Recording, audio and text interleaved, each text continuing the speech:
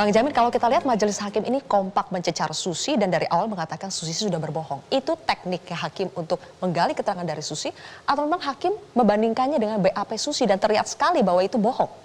Ya, pertama sekali hakim sebenarnya bertanya secara datar. Datar artinya apa yang membuat dia nyaman begitu. Tidak pernah hakim langsung to the point untuk menanyakan orang. Dia biasanya menanyakan sesuatu yang membuat dia nyaman dulu untuk memberikan keterangan seperti itu. Tetapi waktu ditanyakan sama hakim pada kejadian pada saat itu, dia menjawab sesuatu yang belum sempat ditanyakan tapi dia menjawab. Itu kan membuat kecurigaan sama hakim. Lalu hakim menanyakan sesuatu yang dia harus sampaikan kepada hakim, tetapi dia berpikirnya lama.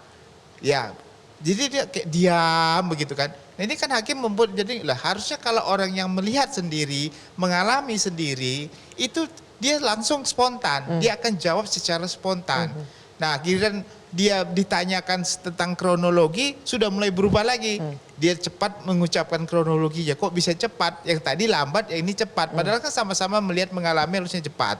Lalu ada perbedaan antara BAP dengan apa yang disampaikan dalam persidangan. Memang di pasal 185 mengatakan keterangan yang diminta itu adalah keterangan yang benar adalah di depan persidangan. Tetapi nggak 100% mempercayai, hakim nggak bisa 100% mempercayai keterangan yang disampaikan di persidangan. Alasan dia mengubah keterangannya itu apa? Kalau dia mengubah keterangannya tidak mempunyai dasar, hakim juga tidak bisa menerima begitu. Maka dia perlu menggali terus apakah keterangan yang dia rubah itu atas dasar kebohongan atau tidak. Bang Jamin, hakim sampai bilang inilah kalau ceritanya settingan ya seperti ini, kamu anggap kami ini bodoh. Apakah itu berarti hakim sudah yakin tidak ada peristiwa pelecehan seksual pada tanggal 7 Juli di Magelang? Intinya bukan masalah isinya, tetapi dia ingin melihat kejujuran daripada orang yang memberikan keterangan. Kalau sampai dia tidak jujur, karena ada konsekuensi hukum di pasal 174 akan diberikan memberikan keterangan palsu di bawah sumpah sesuai dengan 242, ada sanksinya kan 7 tahun maksimum. Itu harus dikasih tahu. Dan itu harus diberitahukan kepada dia supaya dia memberikan keterangan yang baik, yang jujur ya, tidak berbohong. Nah, tadi kalimat hakim bisa menilai seseorang itu, dia kan punya teknik sendiri ya dalam mengajukan pertanyaan. Dan dia bisa mengetahui apakah orang ini bohong atau nggak bohong didasarkan kepada pertanyaan itu dia mengerti. Jadi wajar saja hakim mengatakan segitu supaya mengingatkan dia jangan sampai memberikan keterangan bohong karena ada konsekuensi hukum apabila dia memberikan keterangan bohong itu. Oke, kita sambil putarkan bagaimana ekspresi Bang Roni dan juga Icat ketika mendengar jawaban Susi, terutama soal Susi yang mengaku tidak tahu Kuat itu di rumah sebagai apa.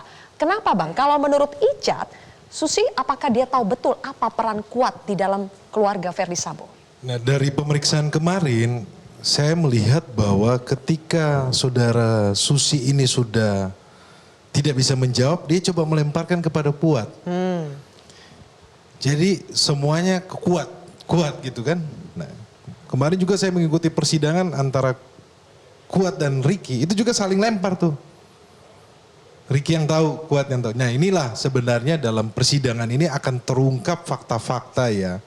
Bahwa memang kalau mereka berkata tidak benar, tentunya kan ada sanksi pidana. Ini juga merupakan pembelajaran untuk kita semuanya ya, bahwa ketika bersaksi di depan persidangan, tentunya harus berkata jujur. Oke, jadi kalau menurut Icat, Kuat itu sebagai apa di rumah dan apakah perannya memang se-powerful itu? Kalau Richard menyampaikan ya Kuat sebagai sopir, tetapi di dalam keterangan Susi kan Kuat seolah-olah bahwa mengetahui serangkaian peristiwa yang ada di Magelang. Sebenarnya kalau di perkara Magelang ini kita tidak terlalu, saya kepentingan klien saya kita tidak terlalu membahas tentang Magelang karena apa? Tidak ada dalam dakwaannya Richard. Tapi kalau hal yang seperti Richard sampaikan kepada almarhum Joshua jangan gitu Bang, nah itu kita bantah karena faktanya tidak seperti itu. Kemudian kemarin kami temukan kan bahwa Susi ketika di lantai 2 menyampaikan bahwa ada pertengkaran di bawah antara Kuat Ma'ruf dengan almarhum Joshua. Kita tunjukkan video, Susi bingung kan? Karena itu tangganya letter U, nggak bisa ngeliat ke bawah. Susi bingung, Hakim juga bingung sampai mempertanyakan apa sebetulnya peran Kuat di dalam keluarga Ferry Sambo. Kita simak bersama cuplikannya berikut ini. Korban Joshua Huta Barat sempat nggak mengangkat tubuhnya terhadap Susi? Tidak. Tidak sempat. Siapa yang melarang? Om Kuat nyano ibu. Ngelarang Om Joshua untuk jangan angkat ibu. Dari tadi pertanyaan saya kamu jawab seolah-olah Kuat ini orang yang posisinya di atas segala-galanya. Bahkan lebih daripada ajudan.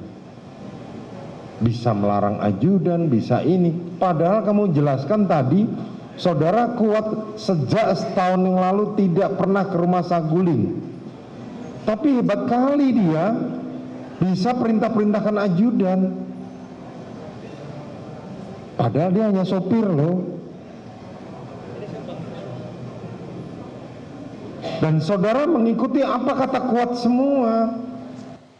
Reza, kenal Kuat? Pernah berinteraksi? Pernah Kak. Pernah. Pertama kali kita interaksi itu pas saya datang ke Jakarta 2020 bulan 3 akhir. Situ pertama kali kenal dengan Kuat. Cuman kita nggak ada komunikasi gimana-gimana sih. Cuman dia kayak dulu tuh main ke sana diundang sama almarhum Bang Yos. Bang Yos cuman kayak kenalin ini Om Kuat katanya gitu. Orang lama sih katanya gitu. Oke, Reza tahu bagaimana hubungan Yosua dengan Kuat? Nggak tahu sih Kak, karena cuman sekali itu aja ketemu sama Om Kuat dan abis itu sampai saya pindah pun ngekos dekat Saguling, nggak pernah ngeliat dia. Oke, Yosua pernah cerita bagaimana dia pernah tidak ada masalah dengan Kuat atau mungkin dengan ajudan lainnya? Kalau Bang Yos nggak pernah cerita yang kayak gitu Kak. Nggak ada, dia nggak pernah cerita masalah dengan Kuat ataupun dengan ajudan lain, nggak pernah. Reza, pada tanggal 19 dan 21 Juni, Bang Yos pernah minta maaf ke Vera dan minta Vera untuk mencari pria lain, sementara dia akan tetap sendiri. Reza tahu apa yang terjadi dengan Bang Yos saat itu? Nggak tahu Kak. Tidak tahu. Karena bener-bener kayak Bang Yos tuh sama aku tuh nggak pernah mau cerita tentang sedih. Dia pokoknya selalu ngajak aku pasti kayak yang bahagia-bahagia aja. Nggak mau dia cerita keluh kesahnya atau dia sakitnya gimana, capeknya gimana, nggak mau. Reza pernah bertanya kepada Bang Yos? Pernah waktu itu sepulang dari Bali sih, nemenin Pak FS dia, beliau pulang terus saya sempat Itu bulan ngeliat. apa? Bulan apa ya, kalau nggak salah udah lewat bulan Mei kalau nggak salah ya Kak. Bertanya apa?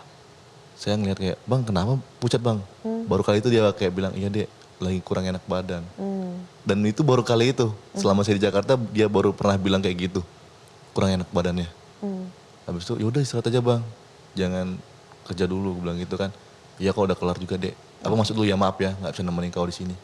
Gitu. Oke, tapi tidak pernah cerita ya kalau punya masalah ya. Nggak Kalau pernah. menurut keyakinan Reza, apa yang terjadi kepada Bang Yos atau penyebab Bang Yos itu dibunuh, apakah itu karena peristiwa yang terjadi di Magelang atau ada peristiwa lain, masalah lain jauh sebelum di Magelang?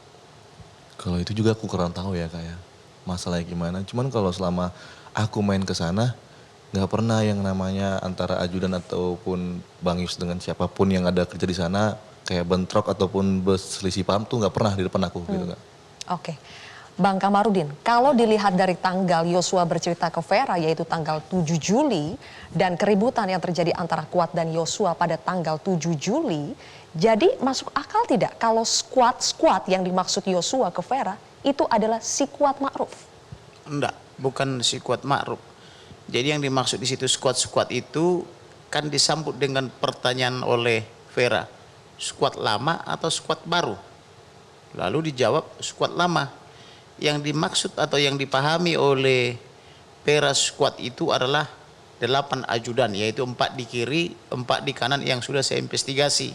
Semua mereka sudah saya investigasi termasuk orang tuanya, keluarganya, sampai NIK-nya semua saya sudah dapat itu. Termasuk kliennya rekan ini saya sudah dapat bahwa dia di Mapangket Manado, nama ibu ayahnya pun saya sudah tahu, bahkan pergerakannya pindah ke Makobrimob pun saya tahu. Jadi ada masalah apa antara squad lama ini dengan Yosua?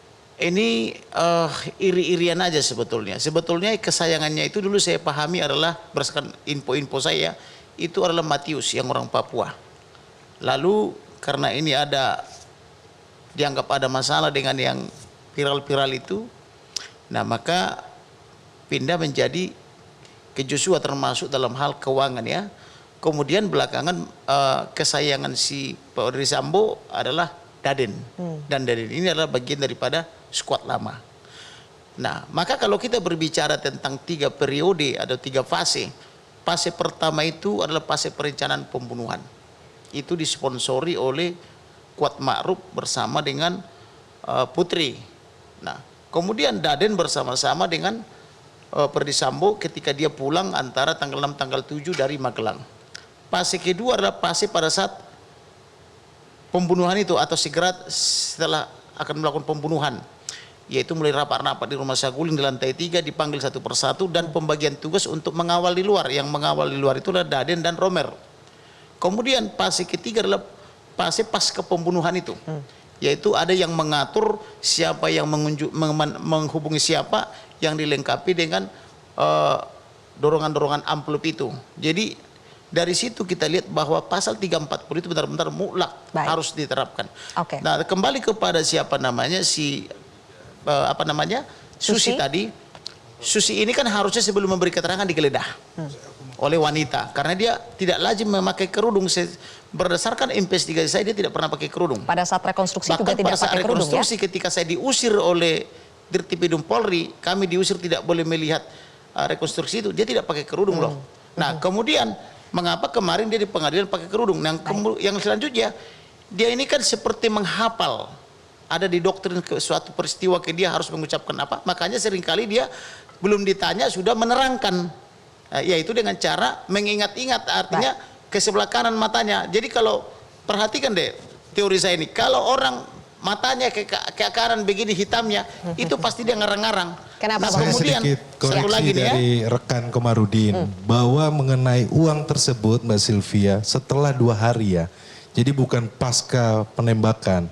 Karena apa? Saya punya kepentingan untuk membela klien saya kan. Jadi jangan seolah-olah bahwa karena penembakan itu kemudian klien saya menerima duit. Tidak, itu dijanjikan oleh Ferdi Sambo tetapi tidak diambil sama klien saya. Itu hanya dijanjikan. Belum sempat klien saya ambil dan tidak ada niat klien saya untuk ambil. Dijanjikannya sebelum handphone? atau Apakah sesudah? handphonenya diambil? Kalau handphone itu betul kalau handphone Ya. diambil. Tetapi uang Bang Komarudin tolong ya. Uang itu bukan dikasih. Tapi itu uang 5 dijanjikan. miliar itu kan sudah cair. Dijanjikan. Jadi biar supaya kita bicara soal fakta aja. Karena ini kepentingan saya untuk Richard Eliezer ya. Oke, tapi dijanjikan uang itu sebetulnya sebelum penembakan atau sesudah penembakan? Sesudah. 2 hari sesudah penembakan di lantai 2 waktu rekonstruksi teman-teman bisa lihat kan. Di situ di meja panjang ketika klien saya masuk dengan RR dan KM itu uang itu sudah ada di atas meja. Baik. Itu sudah bunyi juga di BAP-nya RR dan KM bahwa ada uang di meja. Oke, kita masih menggali hubungan antara tokoh Susi, kemudian perannya Kuat dalam cerita yang ada di Magelang karena Ibu Yosua, Ibu Rosti Simanjuntak sampai marah dan bertanya kepada Kuat, sebetulnya Kuat ini siapanya si Putri? Kita akan bahas lebih jauh pemirsa, usai jeda.